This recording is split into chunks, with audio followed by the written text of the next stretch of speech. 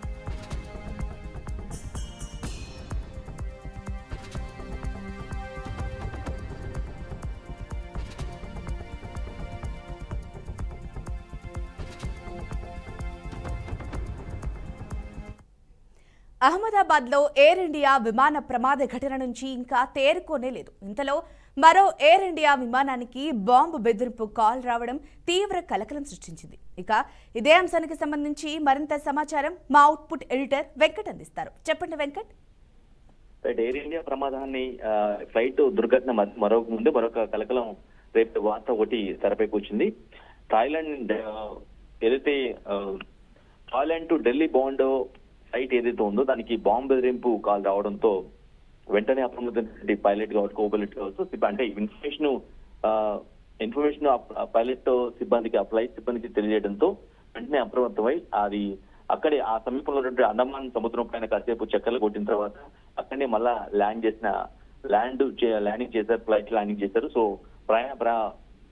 ప్రయాణం అంటే ఆ ఫ్లైట్ లో దాదాపు 156 మంది ప్రయాణికులు ఉన్నట్టు కూడా మనకు తెలుస్తుంది. అంటే వారంతా కూడా త్రుటిలో ప్రాణాపాయం నుంచి బయటపడ్డారు అనేది మనం ఒక ఆలోచించాల్సిన అవసరం ఉంటుంది. ఎందుకంటే ఫ్లైట్ లో బాంబు బెదిరింపు కాల్స్ అంటే ఇంకా ఫైన్ తర్వాత జనరల్ గా వచ్చిన పరిస్థితి ఉండదు. వన్స్ ఇటువంటి పరిస్థితి వచ్చింది కాబట్టి వన్స్ టేక్ ఆఫ్ అయిన కొద్ది నిమిషాలకే వాళ్ళకి ఇన్ఫర్మేషన్ రావడంతో అది ఫ్లైట్ సిబ్బంది తెలియజేయడం, వెంటనే ఫ్లైట్ అప్రమత్తమై దాన్ని రూట్ దిశ మార్చుకొని కేవలం అక్కడ మాత్రం అండమాన్ సముద్రం సమీపంలో ఉన్నటువంటి థాయిలాండ్ సమీపంలో ఉన్నటువంటి అండమాన్ సముద్రం పైన చక్కర్లు కొట్టి కొంతసేపటికి మళ్ళా అదే సేమ్ రన్వే ఎక్కడైతే ఫ్లైట్ టేక్ ఆఫ్ అయిందో అదే రన్వే పెట్టి ఫ్లైట్ ల్యాండింగ్ జరగడం, ఎమర్జెన్సీ ల్యాండింగ్ చేయడం జరిగింది. సో అక్కడ వెంటనే ఫ్లైట్ ల్యాండింగ్ అయిన వెంటనే అప్పటికే సిద్ధంగా ఉన్నటువంటి బాంబ్ స్క్వాడ్ అధికారులు ఎవరైతే ఉన్నారో వారంతా కూడా ఫ్లైట్ మొత్తాన్ని కూడా అణువణువు గాలించారు, క్షుణ్ణంగా తనిఖీలు చేశారు.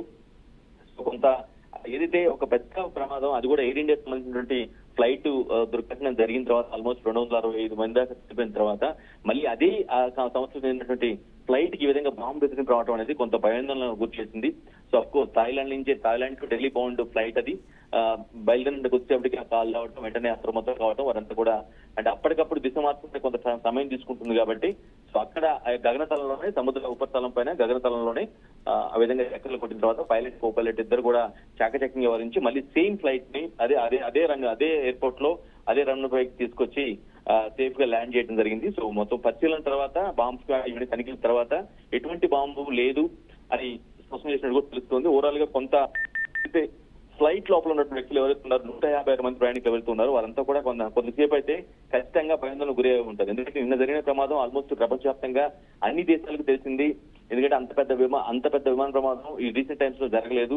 పర్టికులర్ గా ఇండియాలో అయితే చాలా తక్కువ ఇటువంటి సంఘటన జరగడం చాలా తక్కువగా ఉంటుంది. ఒకవేళ జరిగినప్పుడు కూడా హ్యూమన్ లైఫ్ చాలా తక్కువ ఉండే పరిస్థితి కనిపిస్తూ ఉంటుంది. జనరల్ గా ఇండియాలో జరిగిన సంఘటనలో కంపేర్ టు ఒక 25 years బ్యాక్ మినహాయించి రీసెంట్ టైమ్స్ అయితే మనకి పెద్ద ఎత్తున సందర్భాలు లేదు. అటువంటిది ఒకే ఫ్లైట్ లో అంతమంది చనిపోవడం, 241 మంది చనిపోవడం, మళ్ళా క్రాష్ అవడం వల్ల కింద హాస్టల్ బిల్డింగ్ మీద పడటం వల్ల మనకు 25 మంది మెడికల్ చనిపోవడం, ఇదంతా కూడా పెద్ద ఎత్తున జరిగినట్టు హ్యూమన్ లాస్ లేదు కాబట్టి హ్యూమన్ లాస్ ఇంత పెద్ద ఎత్తున ఇప్పుడు రీసెంట్ టైమ్స్ లో ఒక 25 ఏళ్ళకైతే జరగలేదు కాబట్టి ఈ విషయం ఆల్మోస్ట్ ఈ ప్రమాద ఘటన అనేది ప్రపంచ దేశాల మొత్తానికి కూడా తెలిసింది.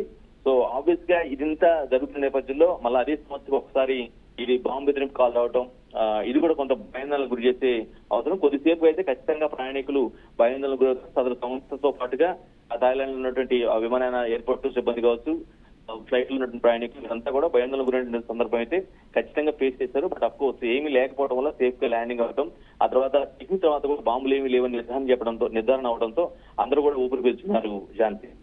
Thank you Venkat.